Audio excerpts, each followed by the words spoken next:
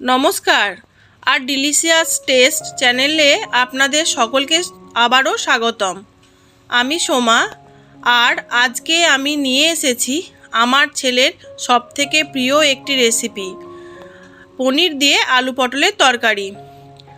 আপনারা তো জানেন ছোটদের খুশি করা সহজ কাজ নয়, কিন্তু এই রেসিপিটা আমার 12 বছরের ছেলে একদম ভালোবেসে খায়।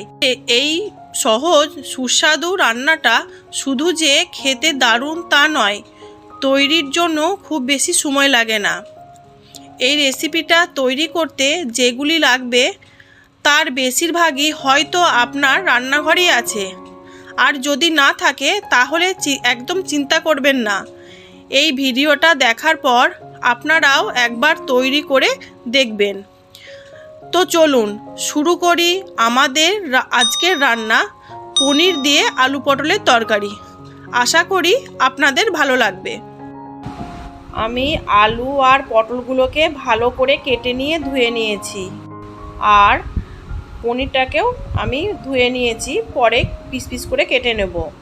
এখন আমি কড়াইয়ে অল্প তেল দিয়ে পটলগুলোকে ভালো করে ভেজে নিচ্ছি, আর ঢাকনা দিয়েও কিছুক্ষণ ভালো করে ভেজে নিচ্ছি। আমি এখন গ্যাসের ফ্লেমটা কিন্তু মিডিয়াম করে দিয়েছি, আর একটু নাড়াচাড়া করে নিয়ে দেখতেই পাচ্ছেন লাল লাল করে ভাজা হয়েও গেছে।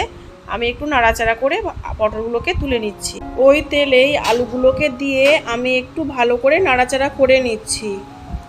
আলুগুলোকে ভাজার সময় আমি অল্প একটু লবণ দিয়ে একটু নাড়াচাড়া করে নিয়ে ঢাকনা দিয়ে কিছুক্ষণ আমি ভেজে নিচ্ছি।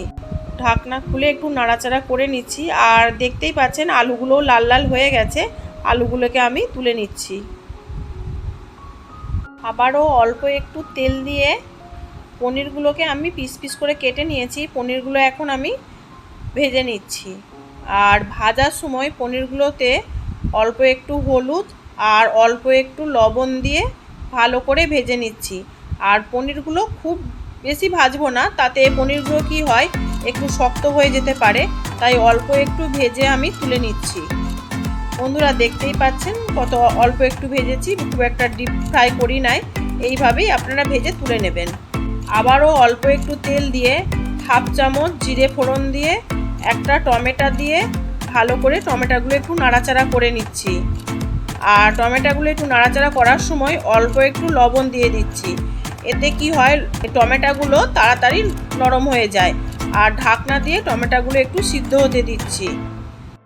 ঢাকনা খুলে টমেটোগুলো একটু খুন্তি করে আমি গলিয়ে নিচ্ছি, আর দেখতেই পাচ্ছেন কত নরম হয়েও গেছে। আর একটু নাড়াচাড়া করে নিচ্ছি। এখন আমি 1 চামচ আদা বাটা দিয়ে একটু ভালো করে কষে নিচ্ছি। আদাটা এইভাবে কষে নিলে আদার একটু কাঁচা গন্ধটা আর থাকে না। এখন আমি হাফ চামচ ধনে গুঁড়ো, হাফ চামচ জিরে গুঁড়ো, 1 চামচ কাশ্মীরি লঙ্কার গুঁড়ো, 1 চামচ হলুদ গুঁড়ো আর অল্প একটু জল দিয়ে ভালো করে কষে নিচ্ছি। আর একটু ভালো করে কষে নেবেন, তাতে মশলাটার কাঁচা গন্ধ থাকবে না। আর কষার সময় 1 চামচ চিনি দিয়ে আর একটু ভালো করে কষে নেবেন, তেল না ছাড়া পর্যন্ত।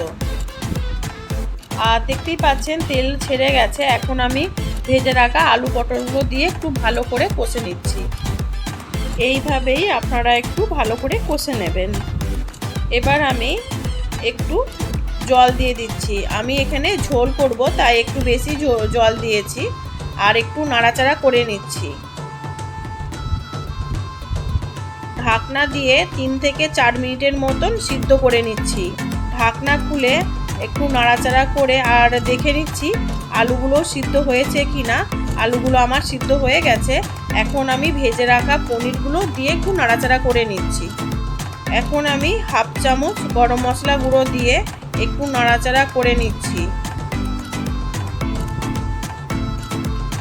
আর 1-2 মিনিটের মতন ফুটিয়ে নিলেই রেডি পনির দিয়ে পটল আলুর ঝোল।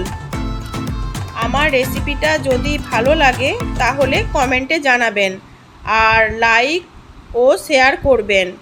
আর যে বন্ধুরা আমার চ্যানেলে নতুন তারা সাবস্ক্রাইব করবেন। আজকে এই পর্যন্তই, টাটা।